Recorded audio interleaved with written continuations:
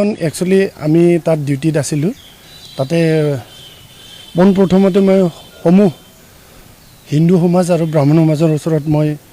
ক্ষমা বিচাৰিছোঁ আমি বহুত উন্নতত্ব সিদিনাখন মানে ডিউটিৰ সময়ত খুব ভিৰ আছিলে আৰু তাতে এটা প্ৰাইভেট সিকিউৰিটিও আছিলে সেই প্ৰাইভেট সিকিউৰিটিৰ টিমে মানে এই কলায়া কিবা কিবিবিলাক কাটি আছিলে সেইখিনি সময়তে মানে বল থাপলতে আহি গ'ল যে নে লগুণ আছে কি কৰা যায় মইতো পটককৈ ভাবিলোঁ যে লগুণটো কাটিলেতো বহুত বেয়া হ'ব সেই গতিকে এখেতসকলক মই মানে এওঁ কৈ দিলে আৰু আমি ক'লোঁ যে এইটো কাটাতকৈ ফেমিলি মানুহক দি থৈ আহক সেইটোৱে আমাৰ বহুত ডাঙৰ ভুল হৈ গ'ল অজানিত হৈ গ'ল জানি বুজি কৰা নাই নাজানি পেলাই কৰিলোঁ নিশ্চয় বিচাৰোঁ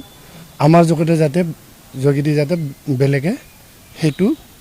শিক্ষা গ্ৰহণ কৰে এতিয়া মোৰ একমাত্ৰ ল'ৰা প্ৰাচুৰ্যই তাৰ জীৱনৰ প্ৰথম পৰীক্ষা নীট পৰীক্ষা দিবলৈ সি নলবাৰীলৈ গৈছিল আমি তাক লৈ গৈছিলোঁ আৰু মহেন্দ্ৰ মোহন বালিকা মহাবিদ্যালয়ত এই পৰীক্ষাটো অনুষ্ঠিত হৈছিল তেতিয়া পৰীক্ষা অনুষ্ঠিত হোৱাৰ আধা ঘণ্টামান আগত আমি তাক নমাই থৈ আমি 100 মিটাৰমান দূৰত আছোঁ তাৰপিছত সি অলপ পিছত দৌৰি আহি লগুণটো দেউতাকৰ হাতত দিছে আমি পৰিয়ালটো এইটোৱে ক'ব খুজিম যে দুখ মানুহে দোষ কৰে আৰু দোষৰ ক্ষমাও থাকে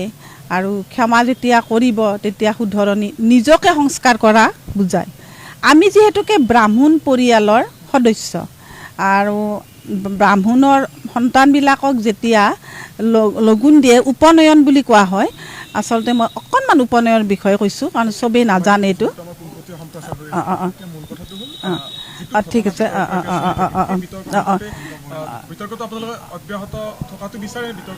নাই আমি আচলতে বিতৰ্কটো অন্ত পৰাটো এই তেতিয়াই বিচাৰিছোঁ আমি পৰীক্ষাৰ দিনাখনেই যেতিয়া আমাক প্ৰশাসনে মানে সুধিছিলে মোৰ ল'ৰাই কৈ দিছিলে যে এইটো ক্ষমা কৰি দিছোঁ ইয়াত কোনো ধৰণৰ তেওঁলোকৰ চাকৰি বা তেনেকুৱা সংক্ৰান্তত কেতিয়াও মানে কোনো ধৰণৰ হেম্পাৰ হ'ব নালাগে আজি আমাৰ এটাই ভাল লাগিছে যে তেওঁলোকে আহি মন্দিৰৰ ওচৰত ক্ষমা খুজিছে ভগৱানতকৈ ডাঙৰ বস্তু একো নাই তেওঁলোকক যেতিয়া ভগৱানে ক্ষমা কৰি দিছে আমি ক্ষমা কৰি দিবই লাগিব আৰু আমাৰ মনত ক্ষমাৰ ভাৱটো আহিল কেনেকৈ আমাক নিশ্চয় ভগৱানে সেইটো আমাক বুজাই দিছে যে তোমালোকে ক্ষমা কৰা আৰু সেইকাৰণে আমি আমাৰ পৰিয়ালৰ তৰফৰ পৰা আমি সম্পূৰ্ণৰূপে আন্তৰিকভাৱে তেখেতসকলক ক্ষমা কৰি দিছোঁ আৰু এটা অনুৰোধ কৰিছোঁ মই অকল তেখেতসকলক নহয় ইয়াৰ জৰিয়তে সমাজৰ প্ৰত্যেকজন ব্যক্তিকে মই এটা বাৰ্তা দিব খোজোঁ যে যাতে মানুহে আচলতে ভুল হয় কিন্তু ভুলটো মানুহে কৰে আমি যাতে কোনেও ভুল নকৰাৰ চেষ্টা কৰোঁ আৰু যাতে আমি আমাৰ অগ্ৰজজনক বা যিয়ে আমাক চলাই নিয়ে তেওঁক আমি কিবা এটা নাজানিলে সুধি লওঁ তেতিয়া আমাৰ কেতিয়াও ভুল নহয় আৰু চবেই আমি এই বাৰ্তাৰ জৰিয়তে মোৰ ল'ৰাৰ জীৱনত ঘটা এই ঘটনাটোক মই তাৰ আশীৰ্বাদ হিচাপে লৈছোঁ আৰু এই আশীৰ্বাদৰ হিচাপে লোৱাৰ এই ঘটনাটোৰ জৰিয়তে সমস্ত ডেকা প্ৰজন্ম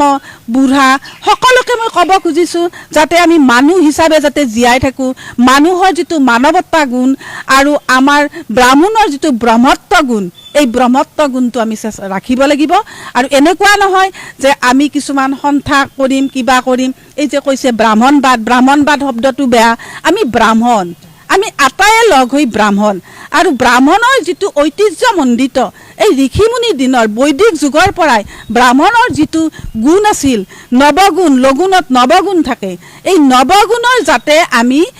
তাৰ যিটো